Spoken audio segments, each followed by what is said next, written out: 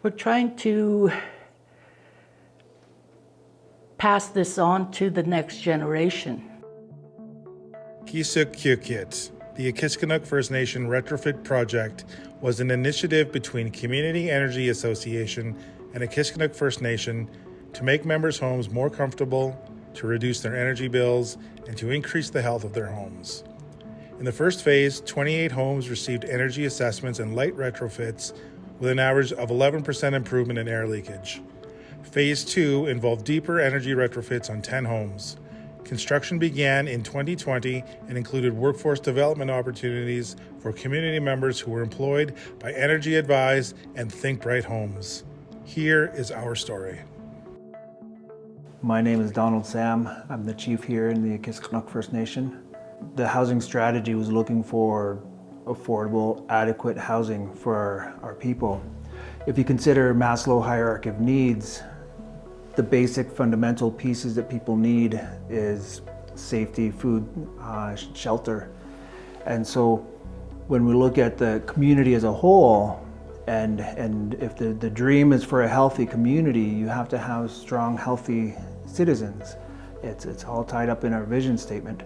And so starting with the basic pieces, do we have adequate housing for our members? Some people were living overcrowded. Some people were living in homes where they couldn't afford it. They were having trouble affording it. And one of the biggest issues was with the hydro bills, there's no insulation, poor insulation, poor construction, really. The intent at the outset wasn't necessarily to develop a big retrofit project, but rather to just increase awareness about energy bills, to understand how one might reduce their bills and have a more comfortable home. In the wintertime, it was very cold in there. You could see out the door frame and the door, there was a gap in between. There was places where you could see straight outside the house. The windows in the winter were, I believe, only 2-ply, and it was pretty drafty and cold in the house. Always had to put heavy curtains on the window during the winter. And then always cover up the doorway with a blanket because there was a cold breeze coming in and our feet and our ankles and our legs were getting cold. And when I say we, it was me and my Aunt Hazel at the time living in the house. The standards of our houses are way below standard. There's no requirement to have any housing codes or building codes on the reserve because it's federal land. So if we were to want to upgrade our housing and whatnot, even at the larger level, we have to go through some major red tape, major processes. I guess I'd also add that when some of the elders or the community members were, their home is their safety. Their home is where they ought to feel most safe. I remember I was working as a housing intern at the time, and it was a new opportunity for me to go kind of in the field and look at the housing from an in-person perspective and really kind of put my knowledge to good use. So I actually did every energy assessment with 2 energy champions, young men from the community. We did a short training period, and I took these lads out into each house with me. Mentoring these young energy champions was probably my favorite part of the project. They not only did they facilitate the introduction between myself and the community members and the homeowners and the residents of the homes, but they were also a bit of a window into life on the reserve. I was leading a team made of 50% of the team was coming from the Think Bright, from Think Bright. The rest of the team, the other 50%, was coming from the reserve. I think that on any of our projects, any of the improvements in the housing, that we have our people involved in it, our youth involved in it, because it gives them I'm going to call it training on the job, an option for them to look at something that they could possibly be doing as a living.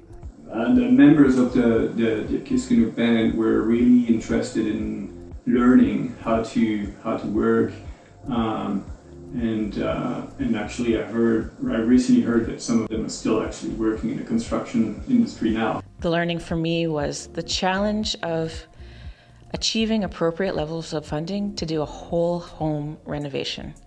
And so we know with energy retrofits, it's really important to take a house as a system approach, and that it's not done piecemeal. So the scope of work included at each home some or all of window and door replacement, removing siding, over-insulating on the exterior and re-siding the home, and of course then re-trimming and doing the finishing work. Attic insulation, repair work and insulation in foundations and crawl spaces, lots of air sealing work. The retrofit work actually increased the heat retention and actually in the summertime the coolness within the trailer itself. My bills have gone down. My hydro bills are quite low. I'm quite proud of that. There are two experiences that really will stay with me about the work that we did here at the Ktunaxa band, that we had the opportunity to do at the Ktunaxa band.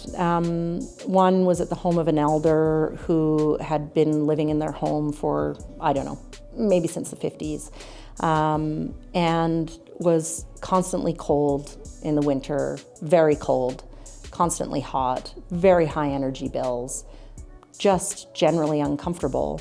Also in a prior round of renovation work that was done, weird things were done, like windows were moved up high, so this person couldn't see out some of the windows in their house. And so we had the opportunity to do retrofit work. But when we went back to the home to see this elder in their house, no slippers on, comfortable, just living in a home the way a home should be lived in, and able to properly see out the window, and really, really happy about what's happened with the energy bills. And really, the air is so fresh in here, and I'm comfortable in my house. The house is a lot warmer. There is no more drafts, like you can't see out the doorway anymore, which is good. So in my work personally, the most positive outcome from the work with the Ktunaxa was the learnings for us, and that we get to work now with other First Nations communities, and we have a model to start from that's customizable to different contexts within different First Nations. It was just great to be a part of this, to let the people know out there that these retrofits are needed in our elders' homes, and our band should really open it up to and be willing to have people come in and do these retrofits. I think youth can learn a lot from the energy efficiency program because we were all in our early 20s, late teens, mid 20s, and we're at the age where maybe we're looking at getting homes ourselves. Maybe we're looking at being first-time renters or buyers, and owning a home comes with a lot of responsibilities. It was great to work with community members in ways that I never really interacted with them before.